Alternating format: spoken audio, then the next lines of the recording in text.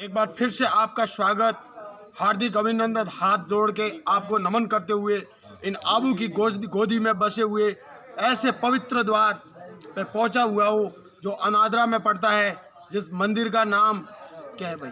करोड़ी ध्वज। करोड़ी ध्वज मंदिर पे हम पहुंचे हुए हैं। इस मंदिर का इतिहास, इसका उल्लेख बहुत ही प्राचीनतम गौरव गाथाओं से ओतप्रोत। हम कहते हैं कि इस मंदिर को दिलों में सजो के इन आबू परिक्रमा पथ पे पहुंचे हुए हैं। हम जैसे जैसे मंदिर की ओर आगाज कर रहे हैं तो मंदिर का इतिहास हमने यहाँ की प्रजा से, यहाँ के भक्तों से जानने का प्रयत्न किया।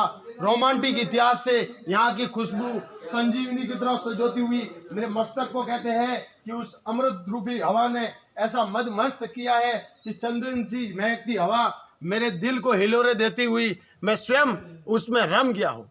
क्या प्रभु लीला है। मैंने यहाँ के भक्तों से जानने का प्रयत्न किया, क्या इतिहास है। समय विशेष में यहाँ बंजारों ने आधिपत्य जमाया। यहाँ पे बंजारे यहाँ पे रहते थे। जब बंजारे यहाँ रहते थे तो उनके पास में पालतू कुत्ते भी हुआ करते थे। उन बंजारों के कहते हैं कि शरीर पर कोढ़ के निशान थे, सफेद सफेद दाग उमड़ पड़े। और उन दागों के अंतर्गत कहते हैं कि जब ऐसा भगवान का चमत्कार चाह गया, पालतू कुत्ता जब उनके चुगल से छूट के इन आबू की वादियों की ओर अग्रसर हुआ, या तपोधारी महात्मा तप करते थे, उन्हीं तप के फलस्वरूप कहते हैं कि वही कुत्ता, गर्मियों का समय था, चारों ओर लू चल रही थी, उस लू में कहते हैं कि इस बावड़ी के पास में आ गया। अपने शरीर को ठंडक पहुंचाना चाहता था, ऐसी ठंडक पहुंचा दी कि ठंडक के हिलोरे देते हुए वो स्वयं मालिक की ओर फिर से अग्रसर हो गया। शरीर को जैसे ही उन्होंने झटकना प्रारंभ किया, हिलोरे दिए, और जो जो छींटे पानी के उस बंजारे के टच हुए, वहां वहां वो सफेद चमड़ी हट के वापस अपनी पवित्र काया के अंदर लौट गया। उसने देखा ऐसा चमत्कार कि ये चमत्कार क्या है, तो वो वापस उस कुत्ते को कहते हैं कि रस्सी से बांध के रख दिया। बोले कि अब तेरे को गर्मी में तपाना होगा। जब गर्मी धूप में उसे रख दिया काफी समय पे, वो वापस हो गया एकदम, कहते हैं कि गर्मी से ऐसा हाउ हाउ करने लगा। तो उसे फिर से कहते हैं कि वही आबू की वादियों की ओर छोड़ा है, तो वो यहाँ पे आ जाता है। जैसे ही यहाँ आता है, उन्होंने ऐसा पानी देखा, ऐसा जल देखा, ऐसी गंगा देखी कि उसमें शरीर पे डुबकी लगाई और शरीर पे पानी डोला, तो उसके शरीर के कोढ़ हर गए।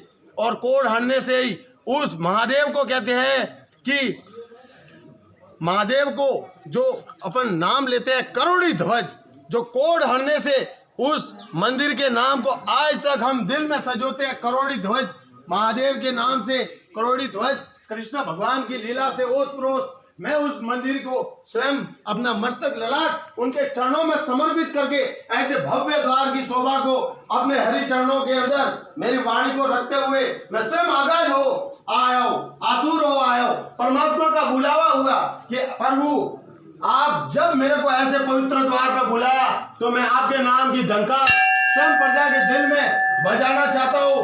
मैं प्रजा के दिलों में आवेग को लेके जाना चाहता हूँ। यही कहते हैं कि ऐसे गिरधारी गोपाल जो कहते हैं कि प्रजा के दिलों में अधिराज है। ये ऐसा मंदिर जो द्वारिकाधीश, जो अपन कहते हैं कि उसी अम्बरीश की अमरावती नगरी के अगल बगल में 108 मंदिरों की लीला और स्वयं के नाम से एक 109वां मंदिर, और उन्हें कहते हैं कि सूर्य जैसी रोशनी देने के कारण सूर्य भगवान के नाम से भी उन्हें यहाँ दर्शन किया जाता है। छोटे बड़े अगल बगल में बहुत सारे मंदिरों की तादाद है।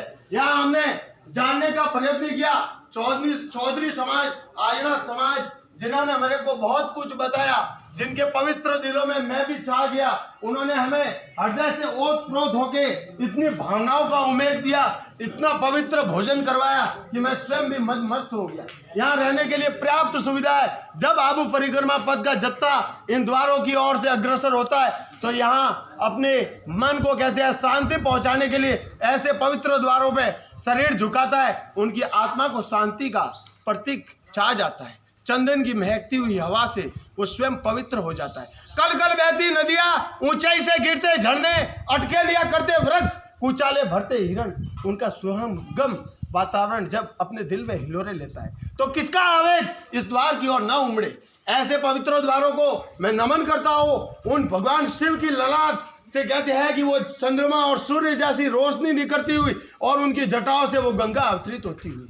इसलिए मैं हरि चरणों में नमन करते हुए भगवान के लिए जो बोलना चाहता हूं तो कहते हैं कि होम भूर्भुवस्वः तत्सवितुर्वरेण्यम भर्गो देवस्य धीमहि यो यो निहि प्रचोदयात्। ओम शांति शांति शांति। ओम त्र्यंबकम यजामहे सुगंधिम पुष्टिवर्धनम उर्वारुकमिव वंदनात् मृत्युर्मोक्षयमामृताम् कपूर गौरम करुणावतारम संसार सारम भुजगेंद्रहारम सदा वसंतम हृदयारविंदे भवम भवामी शैतम नमामि।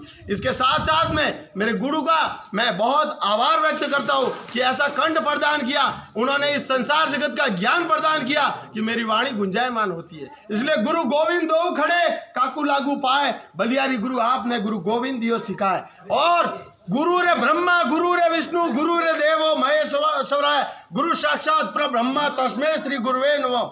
इसके साथ साथ में मैं प्रकृति के अनमोल दृश्य